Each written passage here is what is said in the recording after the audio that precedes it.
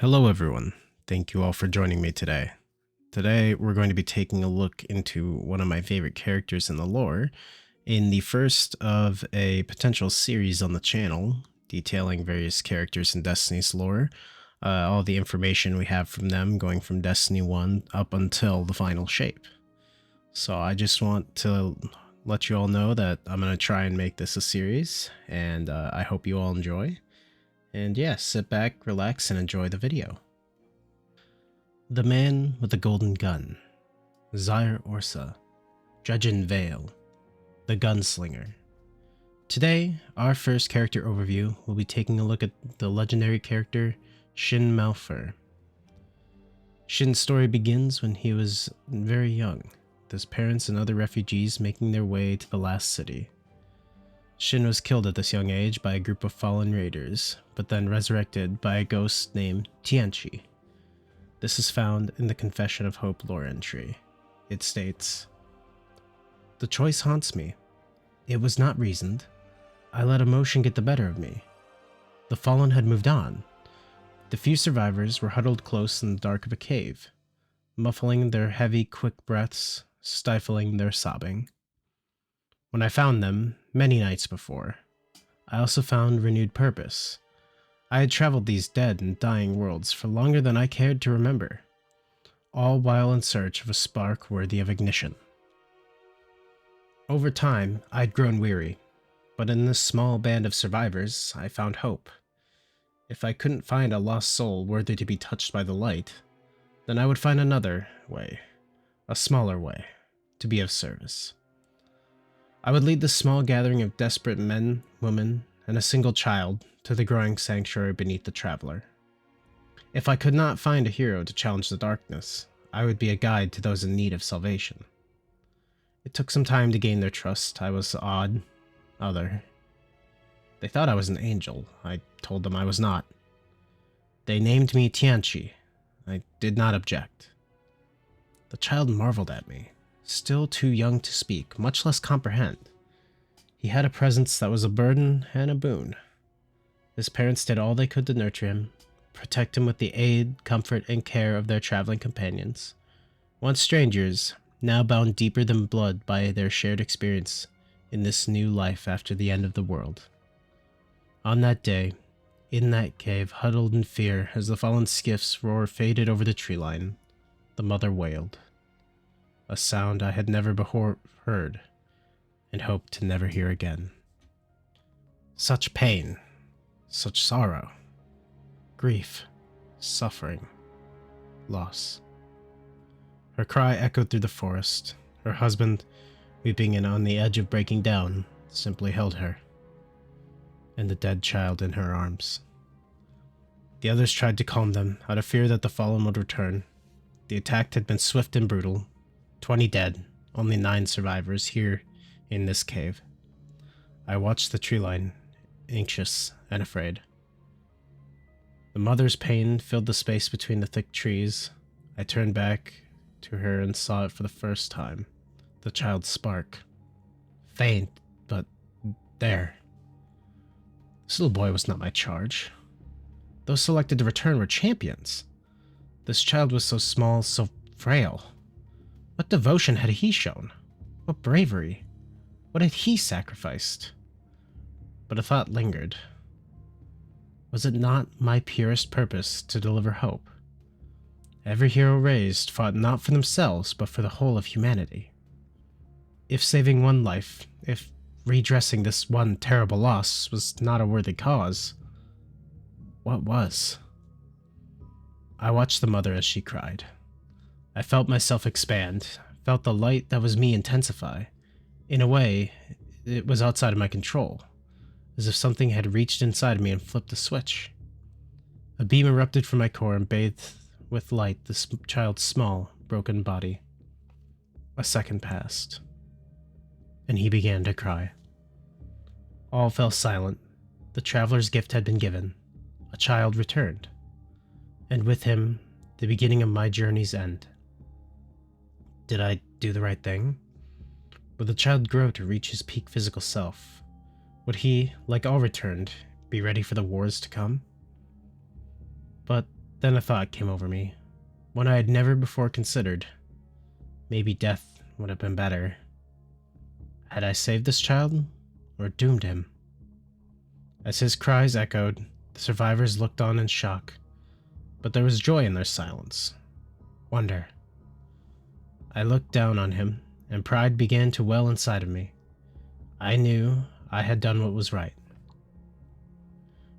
But that was then, only months ago, but not long enough to seem a lifetime. Now the fallen are back, and we are running, and I fear the promise of a gift given is far enough to save us from a pirate's blade. Fragment of the last transmission from an unknown ghost. At the end of the lore entry, we hear again about a fallen attack on the refugees once more, and this is where Shin's parents would lose their lives. Shin, however, would be spared such a fate and carried to safety by two of the refugees, one of them becoming his new adopted father. They would make their way to the city of Palamon, where Shin would grow up under the rule of Magistrate Loken. Loken was, in Shin's eyes, a good but broken man who had become a tyrant from all the loss and pain that he had endured. His peaceful life in Palamon, though, would come to an abrupt turn with the arrival of two strangers. The first man's arrival is described in the lore entry Ghost Fragment, the last word 2. It reads as follows. The man I would come to know as Jaren Ward, my third father and quite possibly my closest friend, came to Palamon from the south. I was just a boy, but I'll never forget his silhouette on the empty trail as he made his slow walk into town. I'd never seen anything like him. Maybe none of us had. He said he was only passing through. I believed him. Still do. But life can get in the way of intent, and often does. I can picture that day with near perfect clarity. Of all the details, though, every nuance, every moment, the memory that sticks in my mind is the iron on Jaren's hip. A cannon that looked both pristine and lived in, like a relic of every battle he'd ever fought, hung low at his waist, a trophy and a warning. This man was dangerous, but there was a light about him, a pureness to his weight, that seemed to hint that his ire was something earned, not carelessly given. I'd been the first to see him as he approached, but soon most of Palamon had turned out to greet him. My father held me back as everyone stood in silence. Jaren didn't make a sound behind his sleek racer's helmet. He looked just like the heroes in the stories, and to this day I'm not sure one way or the other if the silence between the townspeople and the adventurer was born of fear or respect. I like to think the latter, but any truth I try to place on the moment would be my own making. As we waited for Magistrate Loken to arrive and make an official greeting, my patience got the best of me. I shook free of my father's heavy hand and made the short sprint across the court. Stopping a few paces from where this new curiosity stood, a man unlike any other. I stared up at him, and he lowered his attention to me, his eyes hidden behind the thick-tinted visor of his headgear. My sight quickly fell to his sidearm.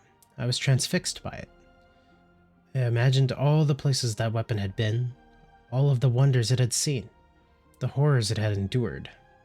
My imagination darted from one heroic act to the next. I barely registered when he began to kneel, holding out the iron as if an offering, but my eyes locked onto the piece, mesmerized. I recall turning back to my father and seeing the looks of the faces of everyone I knew. There was worry there, my father slowly shaking his head as if pleading with me to ignore the gift. I turned back to the man I would come to know as Jaren Ward, the finest hunter this system may ever know, and one of the greatest guardians to ever defend the Traveler's Light. And I took the weapon in my hand, carefully, gently. Not to use, but to observe, to imagine, to feel its weight and know its truth. This was the first time I held the last word, but unfortunately, not the last.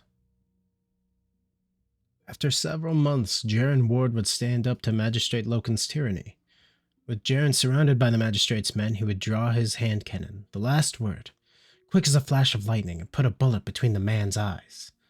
Over the next years, Jaren would become the protector of Palamon, alongside the other hunters there. Once again, a stranger would enter Palamon and signal a massive change in Shin's life. The man had the name of Dredgen Yor. His arrival to the town of Palamon is detailed in the lore entry, Ghost Fragment, the last word 4. It reads as follows. Then, Palamon was ash. I was only a boy, my face caked in soot, snot, and sorrow. I assumed Jaren, my friend, our guardian, the savior of Palamon, would always protect us, could always save us. But I was a fool. Jaren and the others, only a handful, but still our best hunters, our hardest hearts, had left us 3 suns prior, tracking Fallen after the bandits had caused a stir. The stranger, the other, arrived the following day. He barely spoke, took a room, took our hospitality. I was intrigued by him, as I was Jaren when he had first arrived.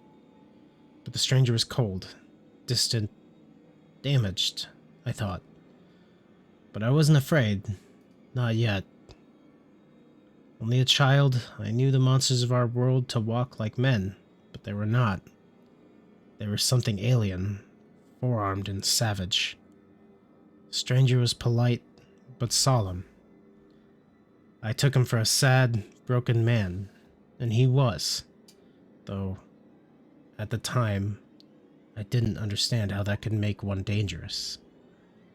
As with Jaren, Father made an effort to keep me away from the stranger. It wouldn't matter. As the silhouette approached, fear held tight. The dark figure towered over me, looking into me, through me. He smiled, my knees weak, all lost. Then he turned and walked away, leaving ruin and a heartbroken, terrified boy in his wake without a second glance. I've been chasing that stranger's shadow ever since. When Jaren and the others returned, Shin would tell them of everything that had transpired. This group now dedicated their lives to hunting down and ending Dredgen Yor. After years of hunting, Shin had grown into being a capable hunter with his mentor and father figure Jaren teaching him. Eventually, the group closed in on Yor, with 3 of them losing their lives and Yor escaping. This tragedy discouraged Shin and the others. With group morale falling, Jalen held them together and encouraged them to continue the hunt. Months later, the group would camp out after spotting 2 nearby fallen skiffs. Jaren would go on ahead to scout, and Shin would later realize that Jaren had known that Dredgen Yor was nearby. The sounds of Jaren's last word and Yor's weapon Thorn had echoed through the forest. With Thorn being the last sound they had heard, they all feared the worst. Jaren's ghost later arrived at camp, carrying the last word, and it confirmed that Jaren had been killed and his light drained. The ghost once again scanned Shin and spoke to him for the first time, saying that Shin was blessed with the Traveler's Light and that he could become a guardian. With Shin now becoming a guardian, he continued his search for Dredgen Yor and later confronted him at Dwindler's Ridge. Their legendary duel is recounted in the lore entry Ghost Fragment, the last word 4. It reads as follows. We stood, the sun high. Seconds passed, feeling more like hours. He looked different. He seemed now to be weightless, effortless in an existence that would crush a man burdened by conscience. My gaze remained locked as I felt a heat rising inside of me. The other spoke. Been a while. I gave no reply. The gunslinger's sword, his cannon. That was a gift. My silence held as my thumb caressed the perfectly worn hammer at my hip. An offering from me to you. The heat grew, centered in my chest. I felt like a coward the day Jaren Ward died, and for many cycles after. But here, I felt only the fire of my light. The other probed. Nothing to say? He let the words hang. I've been waiting for you. For this day. His attempt at conversation felt mundane when judged against all that had come before. Many times I thought you faltered, given up. All I'd lost, all who'd suffered, flashed rapid through my mind, intercut with a dark silhouette, walking towards a frightened, weak, coward of a boy. The fire burned in me. The other continued. But here you are. This is truly an end. As his tongue slipped between the syllables, my gun had moved as if of its own will. Reflex and purpose merged with anger, clarity and an overwhelming need for just that, an end. In step with my motion, the fire within burst into focus, through my shoulder, down my arm, as my finger closed on the trigger of my third father's cannon. 2 shots. 2 bullets engulfed in an angry glow. The other fell. I walked to his corpse. He never raised his cursed thorn, the jagged gun with the festering sickness. I looked down at the dead man who'd caused so much death. My shooter still embraced by the dancing flames of my light. A sadness came over me. I thought back to my earliest days of Palamon, of Jaren. Leveling my cannon at the dead man's helm, I paid one final tribute to my mentor, my savior, my father, and my friend. Yours, not mine. As I closed my grip, allowing Jaren's cannon, now my own, to have the last, loud word. With Dredgen Yor defeated and Jaren avenged, I believe now is a good time to look at the last words Shin's mentor had left him. The letter is recounted in the lore tab of the last word. Knew this day would come, and with it, one last lesson. There's an end to all things, kid, good and bad. Sure, the best times seem small and the bad tend to linger, but the only permanent is eternity, and I'm off to meet it. If you're lucky, someday you will too. For now, though, you got the road yet traveled and lives yet lived. I know you got hate in you. Most do. Trick is to use it instead of it using you. But you know this. Vengeance is a motivator, not the motive. Meant to hope to say these words to you one last time in person, but writing them down seems a safe bet with the prey we're tracking.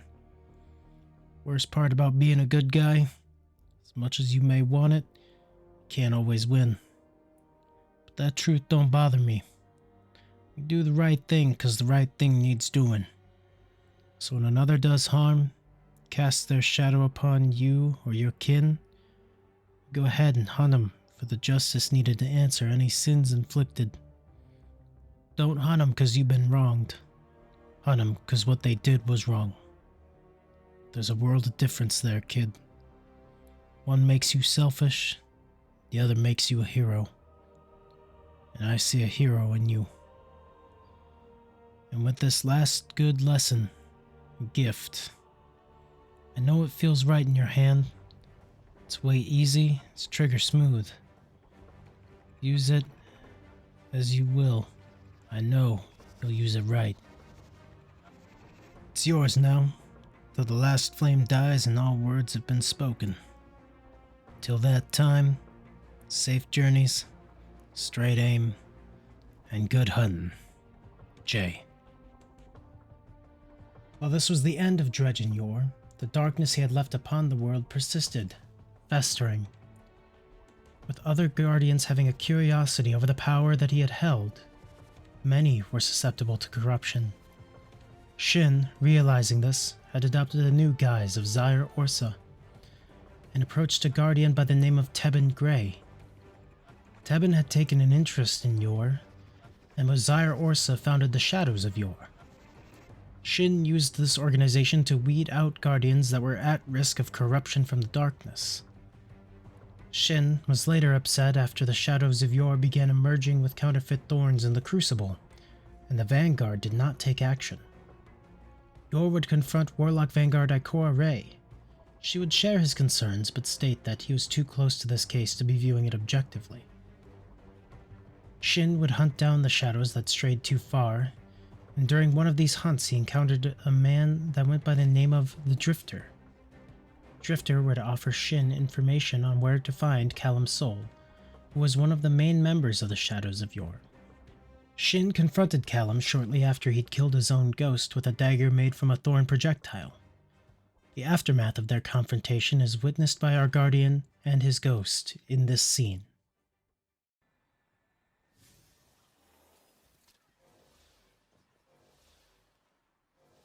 Drifter, if I'm reading this right, your friend Callum was killed by another guardian. Nothing kills you quicker. I'm pulling final audio from his ghost. Hang on. I gave you a chance. Gave all of you a chance. I told you not to follow him. You and I are the same. Sometimes we do the wrong thing for the right reasons. Spoken like a true disciple. If you have any last words, now is the time. You'll never kill us all. I don't have to. You're killing yourselves.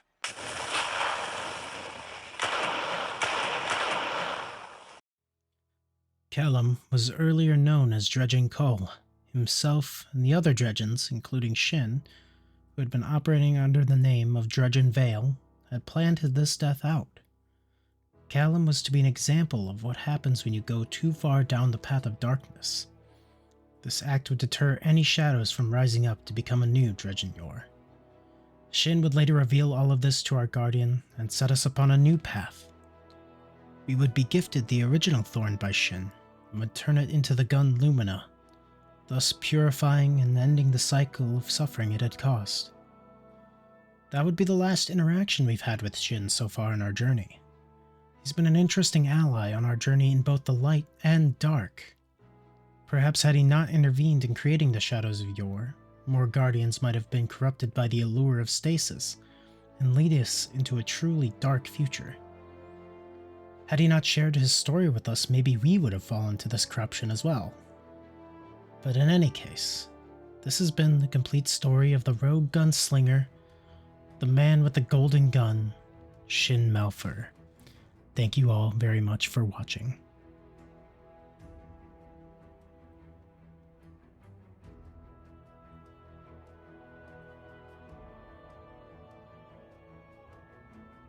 One last note, I would like to thank the Destiny Lore Vault for providing the footage of Callum's death. It is actually very hard to find that footage, and unfortunately with changing my PCs I wasn't able to have my original footage of that.